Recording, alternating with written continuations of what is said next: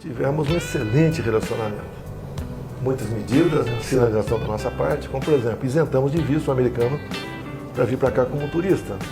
Ele nos deu a condição de grande aliado extra-OTAN, permitindo que as Forças Armadas adquirissem tecnologia e armamento de forma mais rápida e barata. Ele teve um problema lá com etanol, muito longa história, de milho, pediu um socorro nosso, resolvi. Depois tive um problema com aço com ele, resolveu também. E conversamos muito particularmente, né? Uma das conversas que mais acalorada era sobre como resolver a questão da Venezuela. Bem, ficou para trás, pandemia, a não reeleição dele, e depois, agora, torci muito pela eleição dele. Estive por 3 meses nos Estados Unidos, né?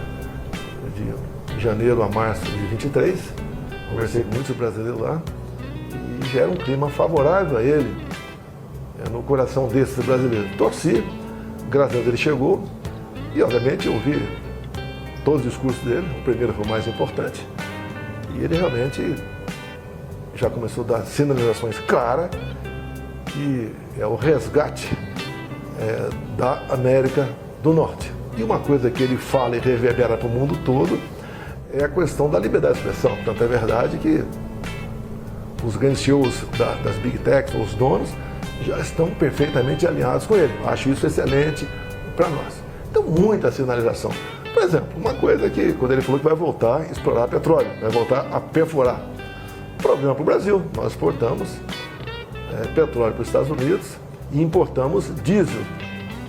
Ou seja, a gente não pode aqui ficar de costa, né, fingindo que não existe a margem equatorial para a gente explorar petróleo, ali próximo do Suriname e da Guiana. Entre outras coisas positivas, né, ele botou um fim na agenda woke. Eu digo que eu lutava contra essa agenda antes dela existir. Nós somos iguais. Ninguém interessa com a minha vida particular ou a tua, né? Somos iguais. E acaba com essa discriminação. Já mandou cortar verbas para ONGs que mexam aqui no Brasil com as causas identitárias, dentro da ideologia de gênero. Agora, realmente, né, é um discurso de se colocando no lugar dele, de se orgulhar. Gostaria, obviamente, de muita coisa fazer aqui no Brasil, caso tenha oportunidade, Deus me deu a oportunidade de voltar à presidência. No discurso dele, nos decretos que ele já assinou, ele tem uma agenda muito forte em relação à deportação em massa de imigrantes ilegais. E a gente sabe que tem cerca de 230 mil brasileiros indocumentados nos Estados Unidos.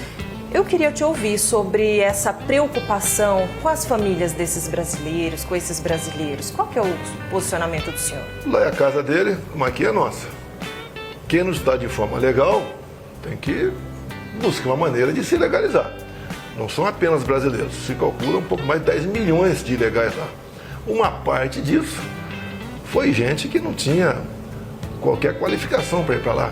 Empurraram para lá muito tipo de gente que frequentava até presídios em outros países.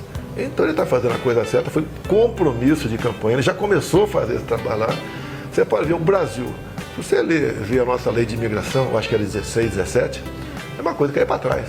Se chegar um navio no Porto de Santos, com 2 mil estrangeiros ali dentro, que seja de onde for, ele passa a ter direito mais do que nós brasileiros, não pode ser assim. No meu governo, eu não aceitei aqui ou melhor, não aceitei ninguém vir para cá, a não ser um pouco mais de 200 afegãos, que eram cristãos, a pedido de lideranças evangélicas e do judiciário também. Trouxemos esse pessoal para cá. Mais ninguém além disso. São costumes diferentes, são pessoas que não agem conforme a gente age. É pessoas que têm comum se casar com uma menina de 12 anos de idade. Você não pode admitir isso, isso está na nossa lei, que você tem que respeitar e reconhecer as origens dessas pessoas, a sua cultura, a sua formação. Isso não pode acontecer. Agora, se você olhar o que está acontecendo com muitos países da Europa, você cai para trás.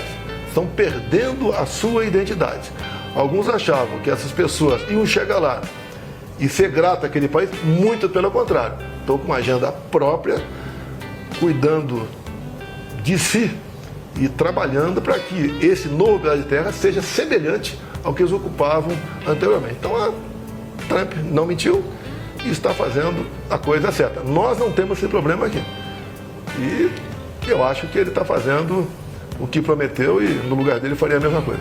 Eu tô te perguntando dos brasileiros especificamente, né? Porque a gente sabe que muita gente que saiu daqui para lá, porque estava numa condição econômica, social difícil, saíram fugidos, assim como, né, no sonho americano, tentando melhorar de vida, e aí o impacto, te pergunto por eles serem brasileiros, né, mas enfim, acho que... É regra do jogo, é a casa dele, ele faz as regras.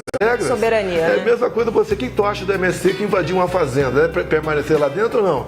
Eles estão atrás de oportunidade, não tinham onde plantar. E o dono da fazenda, como é que fica? Então tem que ser dessa maneira, pô. Quem quer ir para lá, busque uma maneira legal de ir para lá, como temos muitos brasileiros de forma legal. Ó. E eu conversando com esses brasileiros lá atrás, eles eram também favoráveis a não deixar aquela fronteira aberta, em especial que o Biden deixou com o México. Olha, eu apurei e publiquei na CNN um movimento, né,